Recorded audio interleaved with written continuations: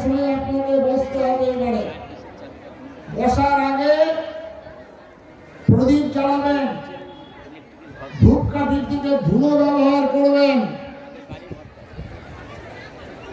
উলুধ্বনি দেবেন, শঙ্খ বাজাবেন। ওই ধুলোচিটা নিয়ে সমস্ত ঘরে ঘরে দেখাবেন। তারপরে জায়গা ছোট হয়ে গেছে, মনে চাঁদিকে আর একটু ডবল বড় হয়ে যায়। আপনাদের আশীর্বাদে, দেবদেবতার কৃপাতে আরো যেন বড় হয়ে যায়। হিন্দু ধর্ম জাগুক জাগুক জাগুক। মাঝখানে খুবই বসে গেছিল হিন্দু ধর্ম জাগুক। আমার যদি কোনো কিছু বলা ভুল ত্রুটি থেকে সমস্ত মানুষ আমাকে ক্ষমা করবেন।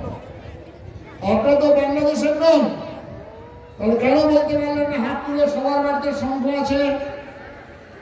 শঙ্খটা এতদিন বাজানো হয়নি। প্রতিদিন শঙ্খ আজকে গীতা পাঠ করে শঙ্খ গ্রহণ করেছেন। প্রতিটা ঘরে আজকে যেগুলো এখানে বলা হবে সেগুলি আজকে থেকে পালন করতে হবে। শঙ্খটা ভালো করে জলে ধুয়ে শঙ্খ বাজাবেন। প্রতিদিন সন্ধ্যাবেলা 3 বার শঙ্খ বাজাবেন এবং সকালেও 3 বার বাজাবেন। যদি না থাকে অনেকগুলো মা বোন তারা হাত তুলতে পারলেন না, তারা ফ্ল্যাটে থাকেন হয়তো।